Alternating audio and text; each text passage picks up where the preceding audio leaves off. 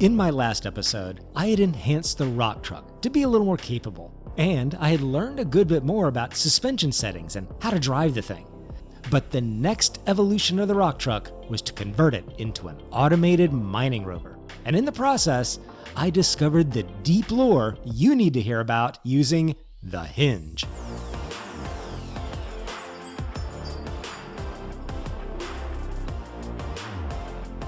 So there was a ton of things I learned about using the hinge, and I searched a lot of YouTube videos, Reddit, and wikis to find answers to my questions. But to be honest, even though there was good information, more of what I found was from the perspective of someone well-versed in space engineers, and overlooked some really rudimentary things that were at the root of my problems. So I'm going to share that with you. What I wanted was to add a drill to my rock truck. I thought for a good while about options on converting my truck, as far as putting the drill on the front or on the back, and how that would work. Because the drill is pretty big and needs a workable way to both use it and transport it good distances. I finally decided it should go on the back.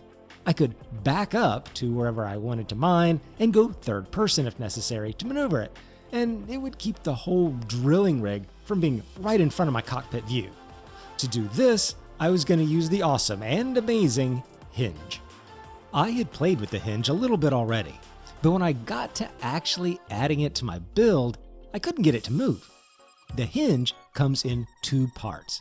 There's a thing called the hinge, which consists of the actual hinge and a hinge head that you'll also see referred to as a hinge part. So that's one bit of clarity for you. The hinge part is the same thing as the hinge head. When you attach a hinge to something, you're attaching the actual hinge half itself, and the head comes along with the placement. You need to weld up both pieces that are connected together whenever you place a hinge, though you can remove the head for various reasons, which I'll talk about later. For the hinge to move, it needs a couple things to be in place. One is in the control panel of the hinge that you get to by hitting K. The velocity is set to 0 by default. You need to give some velocity for it to move. The rest of the settings should be okay, just to get it to move. The other thing it needs is power.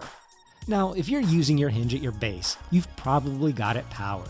Electricity just runs through the blocks that are all connected to each other.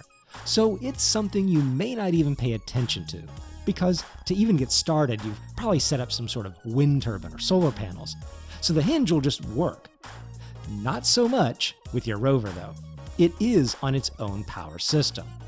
I tried for some time getting my hinge to work now that I was actually building, and it wouldn't move. What I forgot was my batteries. I had set my batteries to recharge, which doesn't send any power to the rest of the ship. After I fixed that, the hinge moved, and I was on to the rest of my build. Now, I envisioned folding up the drill and have it laying on top of the rover, then unfolding it to mine. So I just needed two hinges, some correct spacing with conveyor tubes, and voila, a mining rover. Well, okay, the long stem from the rear of the rover out to the drill looks pretty flimsy, doesn't it? I mean, in all fairness, that thing looks like it should just snap off. That can happen in Space Engineers, as things can kind of break apart, particularly if they're under stress. But for right now, I just wanted to get something working, so it was off to mine.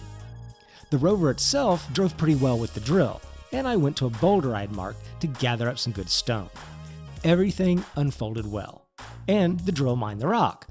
But then, a little back heavy, which caused the drill to dig down and keep going. That almost caused me a big issue. But the underlying problem was this. The drill wasn't conveying the rocks into the storage containers. There's a setting on the drill to turn off or on the conveyor system. It's on by default. Mine was okay. But there was a different problem. In Space Engineers, there's a couple of compatibility factors you have to consider to get goods moving from one point to another. One is the grid size. There's a small grid and a large grid form factor for most blocks. I'm not going to go into a lot about grid sizes right now, but you can see how the block I'm holding changes size and structure depending on whether I'm going to place it on the small grid of my rover or the large grid of my station. There's also a size of conveyor port difference within each of those grid sizes. At least that's the best way I can describe it. I had stuck the hinge on this large conveyor port on my rover's storage container, which will stick, but it won't convey. There are both small and large conveyor ports on the storage container I was using, but the small port on my hinge didn't match the large port on my storage container. They have to be the same size. So back to the drawing board, which is part of the appeal of Space Engineers.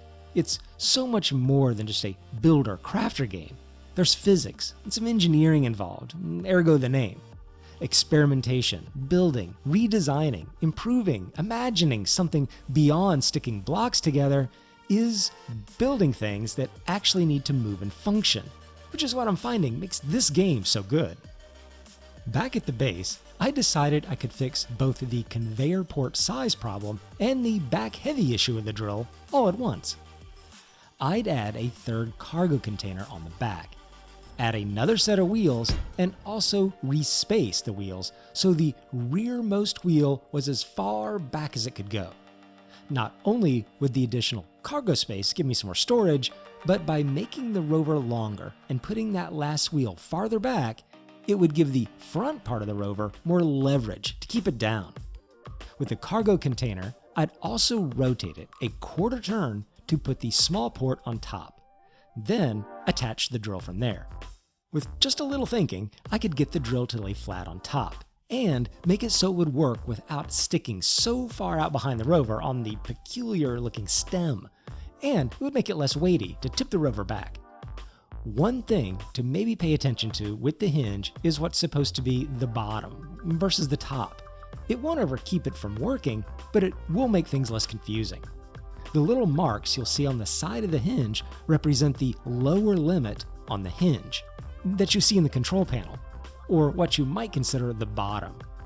For a hinge on top like I have it, the lower limit is whatever you'd naturally think of as which side is lower.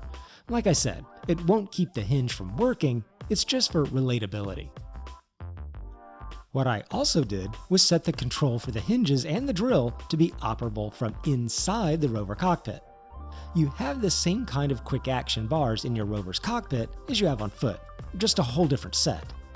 You can take pretty much any object on your rover or ship and set the actions you'd normally activate from the K button control panel to a button on your dashboard. So I could stay in the rover, unfold the drill, turn it on, move the hinges back and forth by toggling the reverse movement, and even maneuver the rover around to drill without having to get out. You set the cockpit commands by pressing G. That will present you with all the configurable components on your rover. You drag the component down to the toolbar and then set which control operation you want to operate through that button. The extra cool thing is that I could use the rover cockpit commands when in third-person view. This allowed me to see what I was doing and get a decent view of everything that was going on. Getting to this mine area, I even took the rover over some very questionable little ravines that are pretty common on steep slopes. So not only did this new setup with the extra wheels give me a lot of power and traction on variable terrain, but it didn't tip the rover back either when I was mining. And it conveyed the material right into the containers like it was supposed to.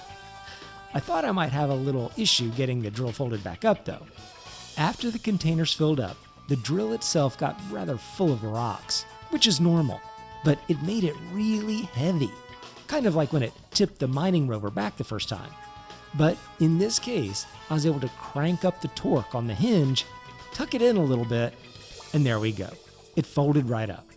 This redesigned rover was working great, but there was one more really important thing I needed to do with the hinge and rover, and that was to make a charging station at my base and an automated transfer station of the mine material. My little rover's solar panels weren't terrible, but were definitely not keeping up with the power usage, even only running it every other day. In-game days, that is. So a charging station needed to be built. And a bit of wizardry to convert the large grid of my station to the small grid of my rover was next. But that's the next Space Engineers video, because that is without a doubt one of the trickiest and coolest things I've done yet in Space Engineers. So you don't want to miss that episode.